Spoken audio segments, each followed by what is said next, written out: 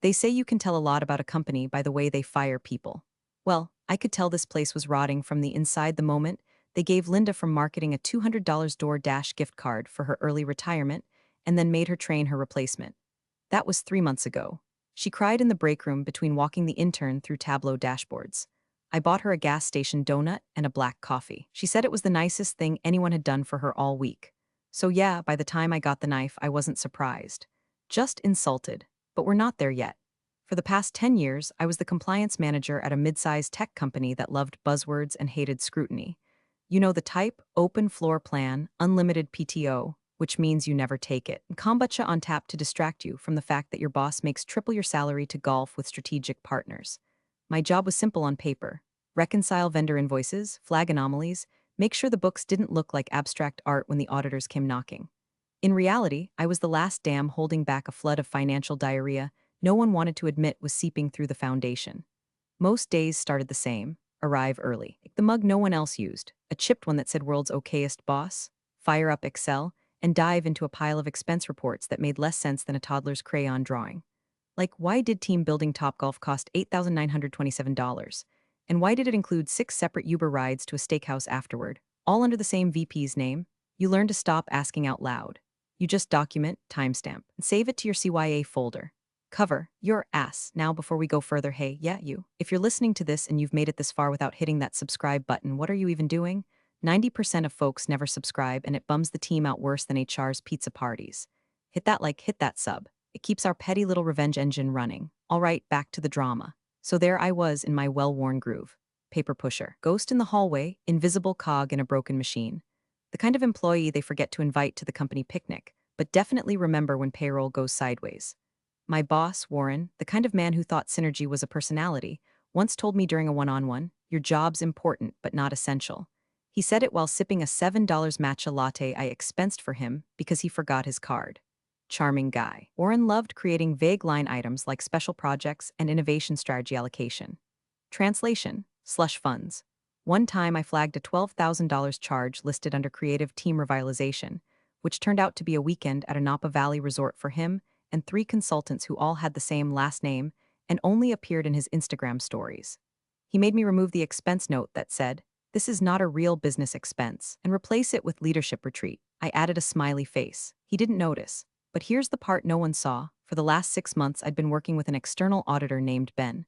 Quiet guy, sharp as hell, wore the same corduroy blazer every time he came in. He started poking around after a random vendor audit raised red flags.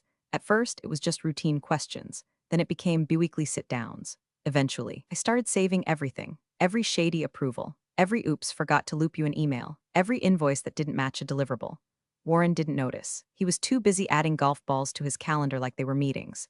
I wasn't planning anything, not at first. I mean, who actually thinks their boring little compliance job will one day blow the hinges off the executive floor?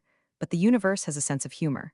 And Warren, well, Warren made a fatal mistake. He thought I was harmless. It hit my inbox at 3:14 p.m. like a digital sucker punch. Subject line: exit interview 30 minutes. No preamble. No "hey, can we talk?" Not even a passive-aggressive Slack message. Just a sterile Outlook box sitting there between a phishing awareness training reminder and a lunch order confirmation from the cafe downstairs. Sender: HR operations. Not even a name. Cold as a corpse. I clicked it out of pure reflex, thinking maybe it was sent by mistake. Maybe some poor intern meant to schedule it for someone else, someone who deserved it.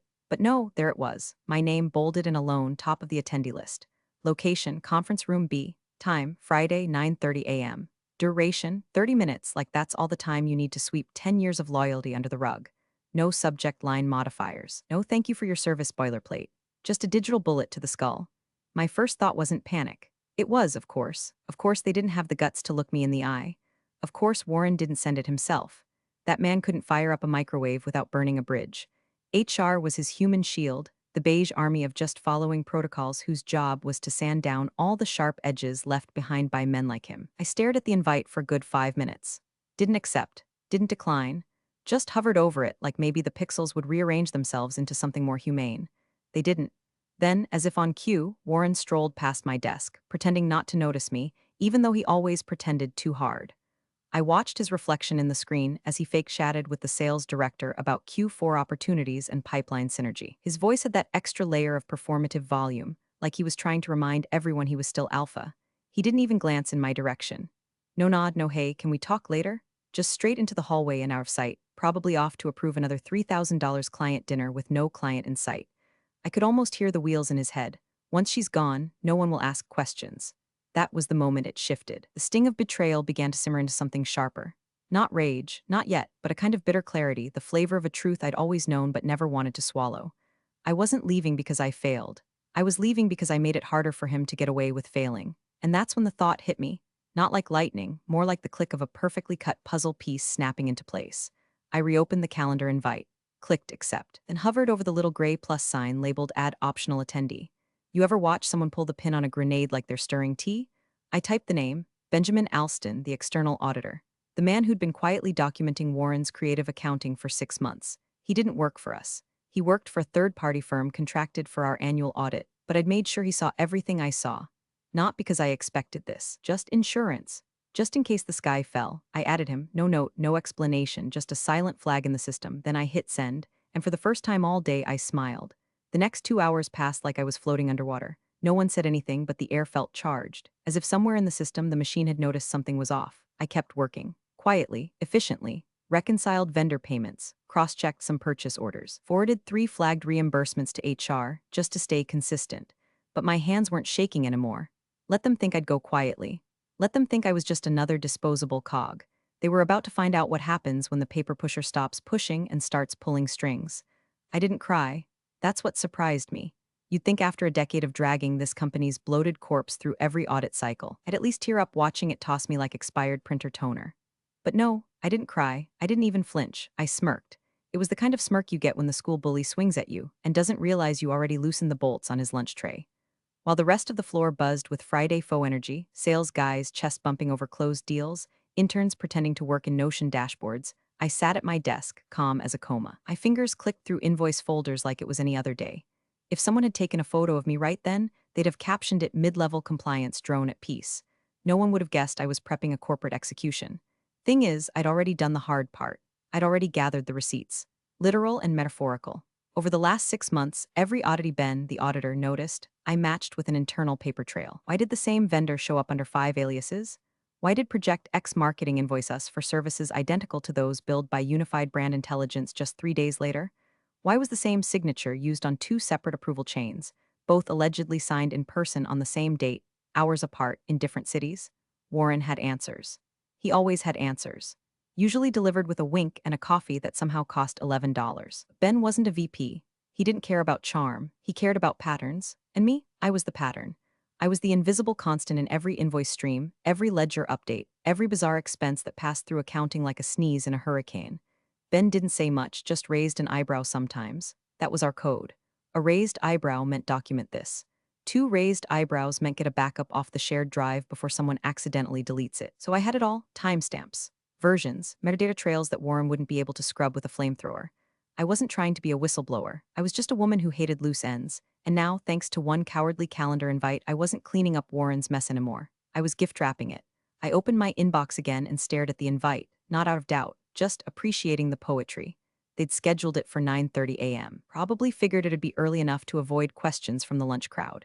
Give me just enough time to pack my little cardboard box of cubicle memories before the rest of the rats scurried in. But they forgot something important, something every compliance officer learns sooner or later. There's no such thing as a clean break when you owe receipts. I clicked accept. Then I added Ben as an optional attendee. No message, no warning, just his name, slotted in like a scalpel tucked neatly into a surgeon's tray. Would he show? I didn't know. Auditors weren't usually in exit interviews, but I'd done my part. I'd opened the door. And if I knew Ben, and I did, he wouldn't be able to resist peeking through. After I sent it, I stood up, walked to the break room, poured myself a coffee from the communal pot, the one that always tasted faintly of pennies and regret. Nobody looked up. HR had probably already been whispering. I could feel it in the way people blinked too quickly when I made eye contact. Fine, let them squirm. Let them pretend I'd vanished before I was even gone. Back at my desk, I reopened the invoice folder for special projects, the one Warren thought no one checked unless legally forced. I scrolled to the entry marked vendor, Phoenix Synergy Group, no address, no contact name, $187,900 billed for strategic alignment consulting. Ben had once asked, what the hell is strategic alignment anyway? I told him, whatever the guy signing the check wants it to be. Now, for the first time in months, I felt something strange. Not fear, not sadness, something cleaner. Resolve. Let's see what happens when the girl in the beige cubicle pulls the fire alarm. Monday arrived like a hangover in a Hawaiian shirt. The office smelled like burnt coffee and artificial citrus. Someone overdid it with the plug-in diffuser near the reception desk, like masking rot with lemon zest would fix morale. I walked in at 8:01 a.m., same as always, badge still working, workstation still humming. You'd never know I was marked for deletion. Except you would. People stopped making eye contact. My usual hallway nods turned into awkward shoulder turns. Danielle from procurement used to overshare her Tinder dates with me every Thursday, suddenly couldn't remember how elevators worked. She stood there pretending to read an HR flyer about workplace mindfulness like it was the Dead Sea Scrolls. The whispers weren't loud, but they were surgical. Not gossip, more like damage control. They'd seen the exit interview on the shared calendar. They knew better than to ask. Around here, curiosity was treated like theft. You ask one question, and suddenly you're not aligned with the company's evolving priorities. Meanwhile, Warren was living his best life, strutting through the office with the grace of a constipated peacock, holding a Starbucks cup he didn't pay for, and talking just a bit too loud about Q4 growth verticals. The man had all the subtlety of a toddler with a megaphone. He even cracked a joke at the Monday stand-up about leaning down the org chart. Got a couple pity laughs. Probably thought he nailed it. He didn't even look at me. That was the part that nearly made me laugh. The sheer theater of pretending I didn't exist. As if my chair had already been removed, my files wiped, my name etched off the plaque in the bathroom rota. I half expected him to walk through me like I was a ghost, but I wasn't gone yet, and I had no intention of making my exit clean. Still, I played along. No drama, no paper trails of rage, just quiet, surgical orderliness. I spent most of Monday finishing handoff notes for the poor soul who'd inherit my digital purgatory. I updated SOPs, archived compliance logs, and scheduled a few reminder emails to send next week, each one pointing to a little time bomb Warren never disarmed. I didn't even take lunch. Just sat at my desk, fingers gliding over the keyboard, the hum of injustice buzzing softly in my spine. At 3:00 p.m., dropped a manila folder in accounting labeled Unreconciled Exceptions Q2 Q4. Inside, 37 pages of petty fraud dressed up like strategy. I didn't highlight anything, just attached a sticky note that said, in case anyone asks later. I made sure my digital trail was clean, too. No passive-aggressive emails, no cryptic Slack messages, just the pristine calm of a woman who's already moved on in spirit while her body finishes the paperwork. Around 4:30, Warren passed by again, this time deep in conversation with our CTO about streamlining financial oversight. I nearly bit my tongue in half. This man once submitted a receipt for a bottle of Johnny Walker Blue as data backup storage. He didn't even try, just assumed no one would dare question it. And they didn't accept me. But that was the game, right? Keep the room just dumb enough to applaud nonsense, and you can do whatever you want. Only now the room wasn't as dumb as he thought. I'd made sure of that. At 5:00, I shut down my monitor and locked the drawer to my desk. I left the office with nothing but my purse, my backup drive, and a comm so sharp it could cut glass. No tears, no goodbyes, just one final email to HR. Per policy, all files have been archived. Please let me know if anything remains outstanding before Friday. It was the kind of email that said, I'm not mad. I'm just making sure there's a record before the fire spreads. That night, I microwaved leftover pad thai and rewatched the exit interview invite. It was still on my calendar. Still confirmed, still included one optional attendee. Ben hadn't removed himself, and Warren, he still hadn't seen it, or if he had, he assumed it was a clerical error. He always did. Let him swagger. Let them all whisper. The silence was about to get loud. Friday morning came draped in fake warmth. The receptionist chirped out a too cheerful Happy Friday. As I badged in, I gave her the kind of smile you reserve for people who mean well but are complicit anyway. My heels clicked down the hallway like punctuation marks. One step for every lie I'd watched get rubber stamped. One step for every time I was told to stay in my lane. I was early. Of course I was early. Conference room B was already set up. Windowless, beige, depressing in that corporate purgatory kind of way. The table had been wiped clean, probably by the same intern who would be repurposing my desk by Monday. There was a pitcher of water, a legal pad no one would use, and 3 chairs, 2 upright, 1 slightly crooked, like even it didn't want to be there. At 9:27, I took my seat. At 9:29, HR arrived. Julie, from Employee Lifecycle, walked in with the smug serenity of someone who thought passive cruelty was just business efficiency. She gave me that pursed-lip smile that said, I've done this 100 times, and I'll do it 100 more. Thanks for being prompt, she said, sliding into the chair across from me like we were about to review my smoothie subscription, not my entire professional existence. I nodded. One-word answers were my armor now. At 9:30, she began. I just want to thank you for your years of service and acknowledge the contributions you've made to the team. She had notes.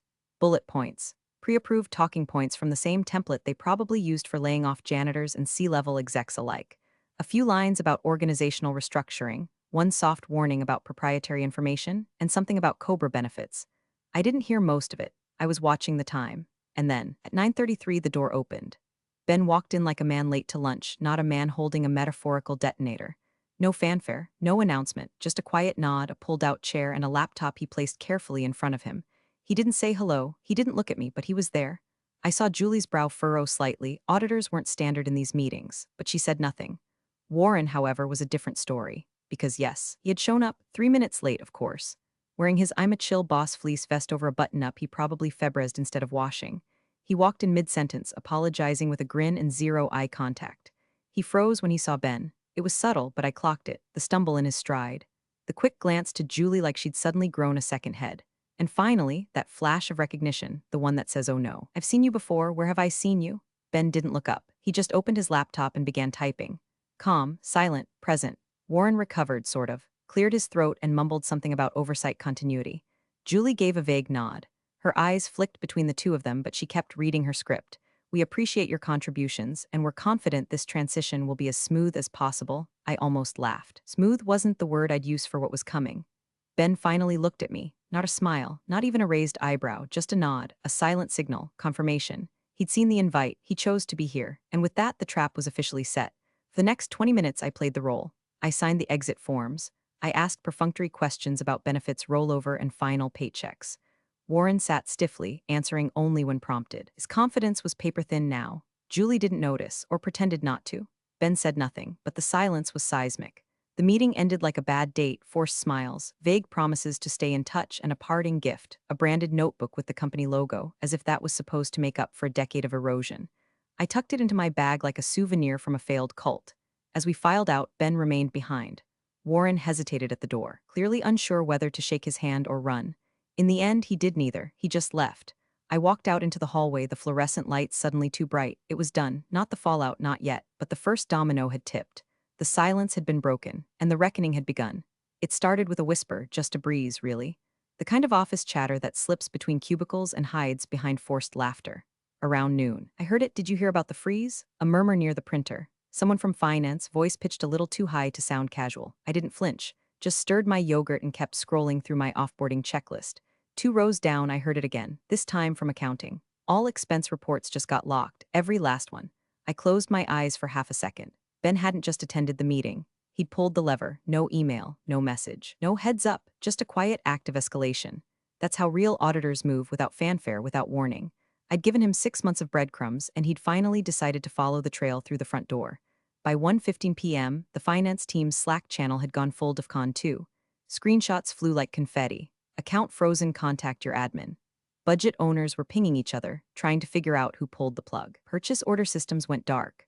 Someone tried to expense a $42 lunch from brand development strategy and got a rejection prompt that just said, "Access restricted." I refreshed my inbox. Nothing, no calls, no panicked messages from Warren. Interesting. By 2 o'clock, someone said the words out loud. Auditor escalated it. I was in the break room, sipping stale coffee from a paper cup. Danielle from procurement walked in, phone in hand, whispered it like it was a curse. Apparently he flagged the termination, said it was retaliatory, escalated it to his firm. She didn't look at me, but she didn't need to. Everyone knew who he was, and everyone knew who I was. I took another sip, lukewarm, bitter, perfect. Around 2:45, I passed by accounting on my way to shred some old compliance binders. Their door was half open. Inside, I saw Marcy, the director, arguing with someone over speakerphone. Her voice was tight, clipped. "No, I don't know what Freeze Directive 041 is. It's not ours. It's coming from the audit firm, not internal. We're just as blind." "Yes," I said, "we're checking with legal." I paused at the water cooler just long enough to hear her slam the phone down. By 3 o'clock p.m., people were officially spiraling. HR sent out a vague email about temporary administrative restrictions due to routine compliance review. Kind of language that means, oh God, something's happening and we're not allowed to tell you what. The irony? I was still technically employed, still had badge access, still had a functioning email. While everyone else was scrambling, I was quietly backing up folders to my encrypted drive, finishing my handover checklist, forwarding last bits of documentation to the audit support at Alias I'd created 6 weeks ago, just in case. At 3:17 p.m., Warren finally emerged. I watched him from the hallway. He was hunched over, tie crooked, phone glued to his ear. He walked past our shared kitchenette like a man trying not to look guilty. But his eyes darted like a cornered animal. I heard one sentence, clipped, low, urgent. "I don't know who escalated it, okay? I didn't approve a freeze, liar." Of course he didn't approve it. That's what made it beautiful. By 3:45, the special projects folder had disappeared from the shared drive. Vanished. Not archived, not restricted. Gone, which only confirmed what I already knew. It had been real, and it had been dangerous. The best part? No one had asked me a single question. Not HR, not legal, not Warren. They didn't dare, because they knew. They knew if they pulled too hard on any thread I left behind, the whole suit would come apart, and none of them were wearing underwear. I went home at 5:01 p.m., took the stairs instead of the elevator, didn't say goodbye. The office was so quiet it felt like church after a scandal. When I stepped outside, the sun hit me like a spotlight, and for the first time in weeks, I didn't feel invisible. I didn't win, not yet, but the machine was starting to eat itself, and all I had to do now was listen. It happened around 9:42 a.m. on Tuesday, 2 full business days after the exit interview. That's how long it took for the cracks to show in Warren's perfectly gelled facade. I was sitting at my desk, calmly labeling a backup drive CYA final in all caps, when I heard the unmistakable stomp of polished shoes over vinyl tiles. Not the confident clip-clop of a man in charge. No, this was different. This was the frantic, jittery cadence of a man whose kingdom was on fire, and who just realized the fire extinguisher was full of gasoline. Warren blew through the office like a heat wave in a server room, face blotchy, shirt wrinkled, tie loosened like he'd lost a fight with a fax machine. He wasn't even pretending to smile anymore. Just red in the face and white in the knuckles, clutching his phone like it might confess something if he squeezed hard enough. Where the hell is Marcy? He barked at no one in particular, scanning accounting like a man hunting for the last life vest on the Titanic. Why wasn't I notified about the freeze on line item 47B? Line item 47B. That was special projects. Code for whatever shadowy spending buffet he'd been gorging on since last spring. Golf junkets, phantom consultants, emergency retention, bonuses to people who conveniently never showed up on org charts. I knew every greasy transaction by heart. I'd reconciled every lie, and now it was frozen. He spun on his heel and nearly collided with Danielle, who jumped back like he was contagious. She offered nothing but a terrified shrug. Good girl. I sat at my desk, wrapping a USB cable with the kind of precision usually reserved for bomb disposal. I didn't look up, didn't speak, didn't flinch. I didn't need to. Panic was doing all the talking. Marcy from accounting eventually emerged, flanked by 2 interns and holding a folder like it was radioactive. I caught a piece of her hushed reply. We've been told not to touch anything flagged by the audit firm. Yes, Warren, that includes your budget lines. I wanted to frame that sentence. Hang it on a wall like a diploma. Warren's face did something grotesque then. A twitch, a hiccup of rage so sudden I thought he might start gnawing on the conference room table. He turned, locked eyes with me for the first time in days. And in that moment he knew. He knew exactly what I'd done. He didn't say a word, just stared. His lips parted like he might speak, but no sound came out. He looked like a man halfway through a car crash. I tilted my head just slightly. A silent, elegant what expression. Then I reached into the drawer and pulled out the small cardboard box I'd set aside last week, the same one that once held a shipment of branded mousepads no one wanted. I started packing. Not angrily, not dramatically, just methodically. Mouse, keyboard wrist rest, desk cactus.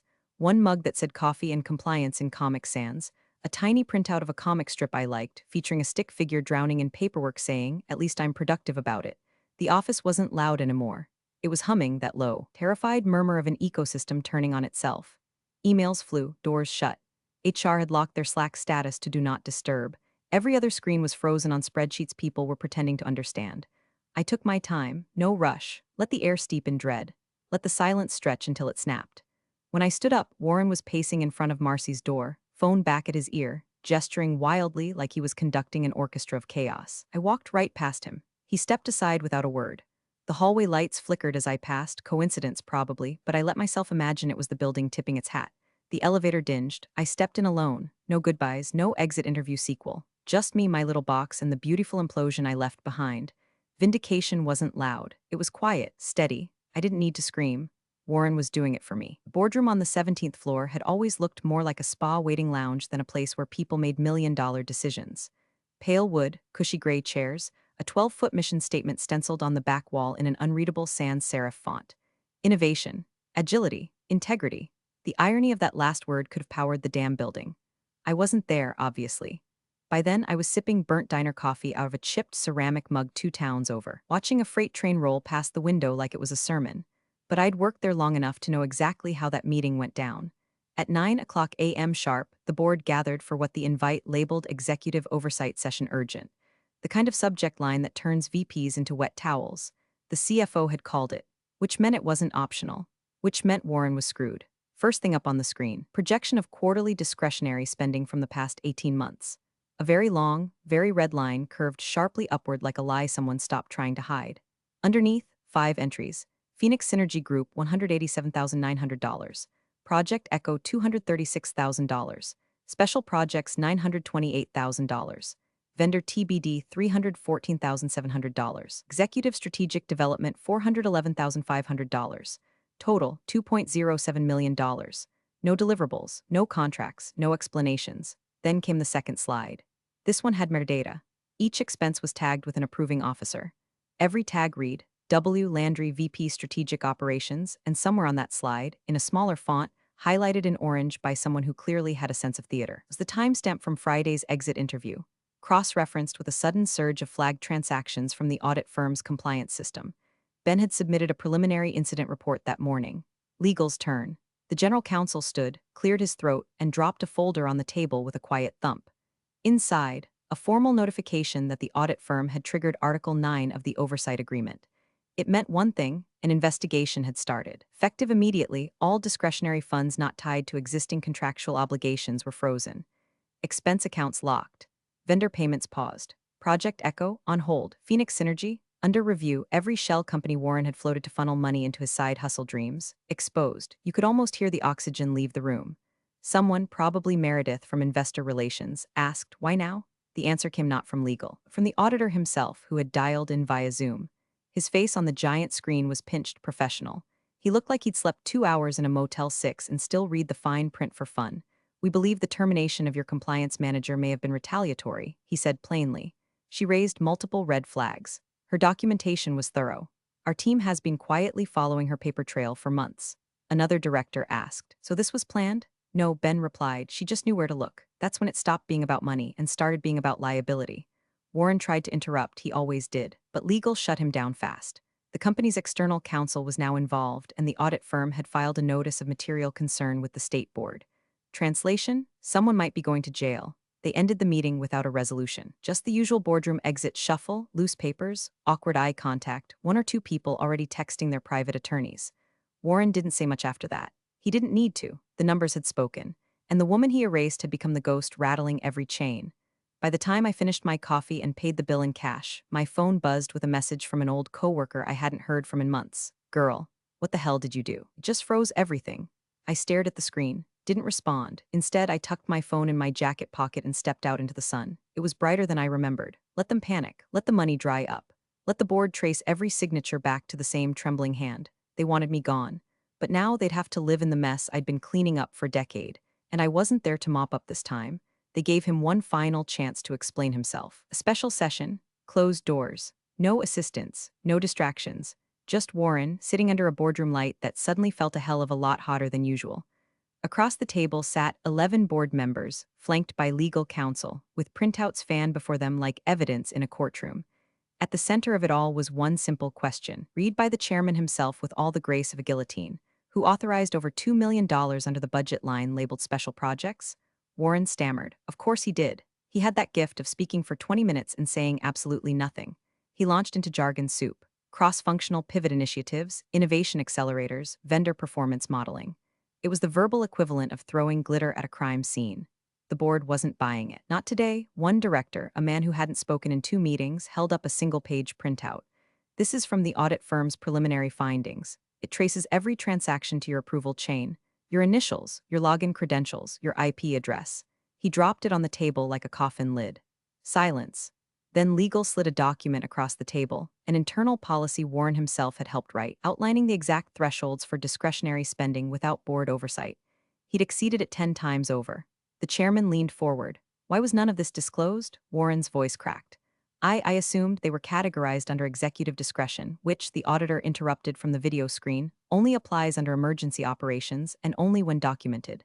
Which these weren't. Someone coughed. Someone else muttered, "Jesus." CFO closed her folder and simply said, "He's cooked." The words weren't metaphorical. By the time the meeting ended, Warren was suspended pending investigation.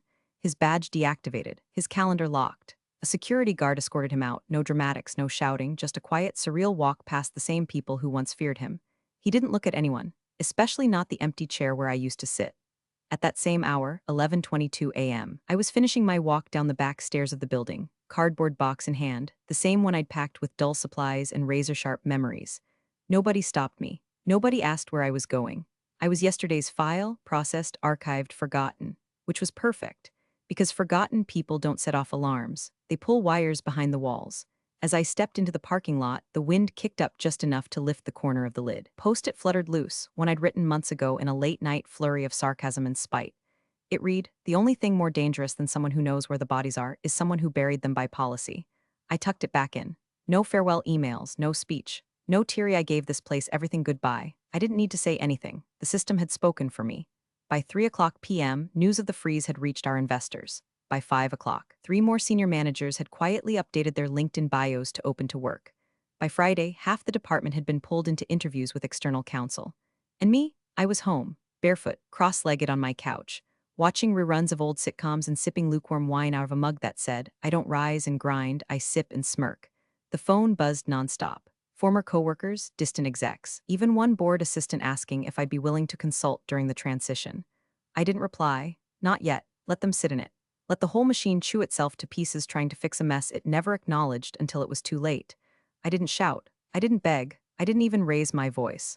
All I did was add one name to a calendar invite, and it was enough to bring down a king. Thanks for watching, you cubicle warriors. Hit that subscribe button. Unless you're my old boss, then you're on your own. Revenge of the coffee pot strikes again.